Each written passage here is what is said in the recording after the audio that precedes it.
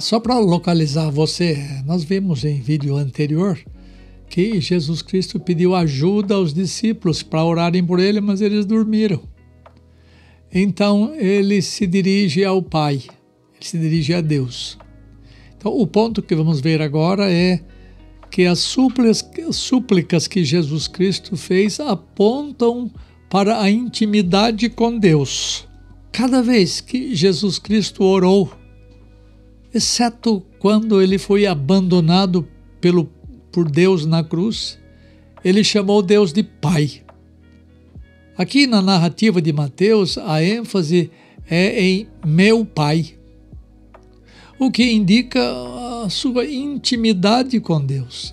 Ele conversava com Deus numa atmosfera de intimidade, como conversavam antes que houvesse mundo na relação intratrinitária. Em João 17:5 diz assim: glorifica-me, ó Pai, contigo mesmo, com a glória que eu tive junto de ti antes que houvesse mundo. Isto é, ele tratava a Deus de Pai desde tempos imemoriais, ou desde antes de haver mundo. E agora o Filho também é homem, o que não era antes da encarnação. Mas a intimidade não é perdida.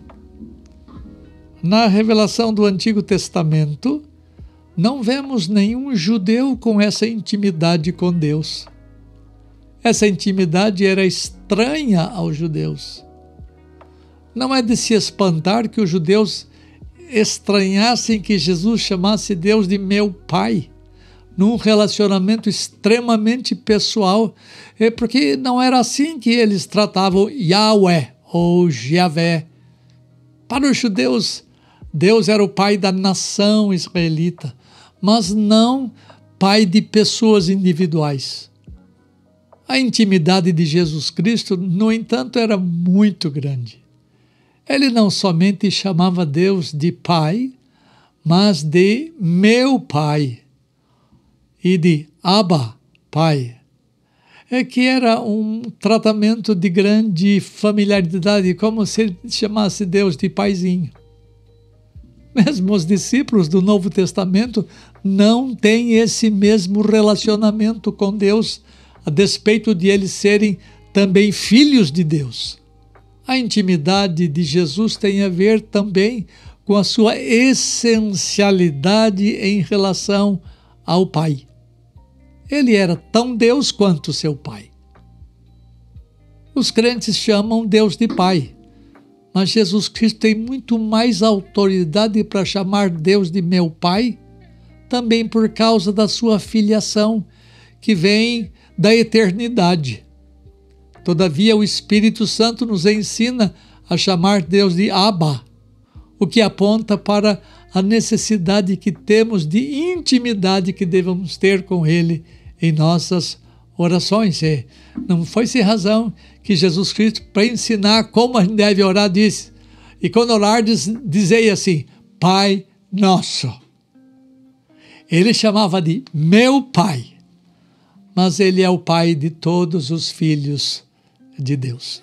E nós devemos aprender a tratar Deus com intimidade, mas não é uma intimidade de essência. Não é uma intimidade que nos torna iguais a Ele. Nós somos filhos, Deus é Pai, mas nós estamos aqui e Ele está lá. Mas Jesus e o Pai estavam na mesma plana por serem da mesma essência. Ele chamou Deus de meu Pai. É coisa que nós não fazemos. Mesmo quando estamos orando individualmente, nós dizemos Pai Nosso. Ou nosso Pai que está nos céus. Dificilmente oramos meu Pai, porque isso é mais próprio de Jesus. Mas eu admito que Ele é seu Pai. Mas você precisa aprender a orar a Ele em reconhecimento da sua pequenez, da sua impotência em relação ao que só Ele pode fazer. Jesus podia safar-se por seu próprio poder das coisas pelas quais ele passou.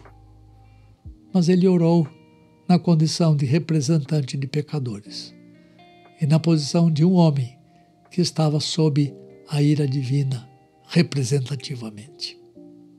E nós vamos ver agora as súplicas que ele fez. Vamos analisar as súplicas dele. Nas 3 vezes em que Jesus Cristo orou, ele se distanciou alguns metros de seus discípulos para orar sozinho. Lá no verso 39, 42 e 44. Para que eles, os discípulos, vigiassem e orassem na hora de tentação. Nas 3, Jesus Cristo orou com a postura de alguém em submissão. Mateus 26, 39 diz que ele prostrou-se sobre o seu rosto. E Lucas 22, 41 diz que ele de joelhos orava. Jesus teve a postura correta em todas as suas orações, o que nos sugere a maneira humilde e submissa que deve nos nortear em nossas orações perante Deus. Então vamos analisar as súplicas de Jesus. Vamos ver a primeira súplica dele. Em Mateus 26, 39 ele diz: Meu Pai, se possível, passe de mim este cálice. Todavia não seja como eu quero, e sim como tu queres.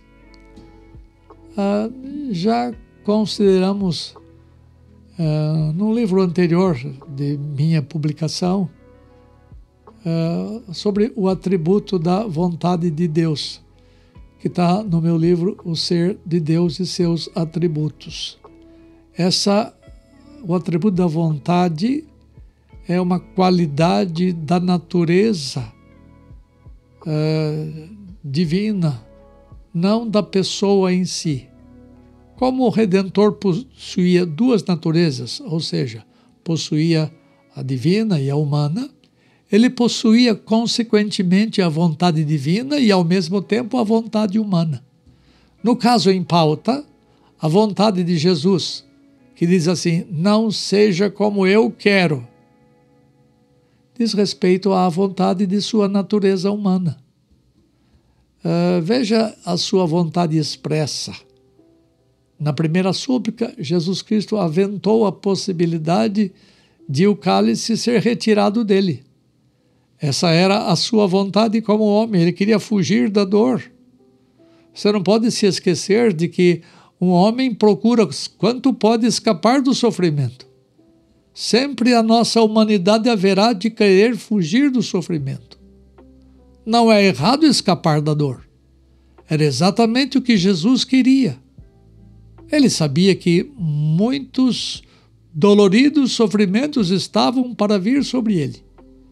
Todavia, o Redentor entendeu que a vontade divina soberana estava acima da sua vontade como homem. E é curioso que nessa primeira petição, Jesus não está levantando a hipótese de Deus não poder deixar passar o cálice de si. Ele sabia que seu pai era Deus, mas o que ele estava tentando entender como homem é se haveria a possibilidade de escapar do sofrimento, e isto como sendo parte do plano de Deus. Haveria uma possibilidade de ele escapar do sofrimento dentro do plano divino da redenção humana? Esse escape seria consistente com uma outra maneira possível de redenção? Haveria um outro caminho para que a redenção humana acontecesse? Essa petição de Jesus mostra quão dolorido foi o seu sofrimento, a sua tristeza naquela hora. Sua tristeza era praticamente insuportável ali no jardim. Era tão grande o seu sofrimento que já na primeira petição, conforme a narrativa de Lucas 22, 44, ele começou a suar como que gotas de sangue. É importante lembrar que o objetivo de Jesus não era evitar a obra redentora planejada por Deus, mas sim saber se não haveria uma outra maneira da redenção ser efetuada, deixando que o cálice fosse tirado dele. Ele tinha conhecimento do tamanho, do peso da ira divina, da fúria do Altíssimo por causa do pagamento da penalidade da culpa dos homens por quem ele haveria de morrer. O desejo de nosso Redentor era querer evitar passar pela dor se houvesse um outro caminho proposto por Deus. Mas veja a sua vontade submissa. A despeito de seus desejos de escapar da ira divina, o Redentor reconheceu que a vontade divina está acima da vontade humana. Por isso disse: todavia não seja como eu quero, e sim como tu queres.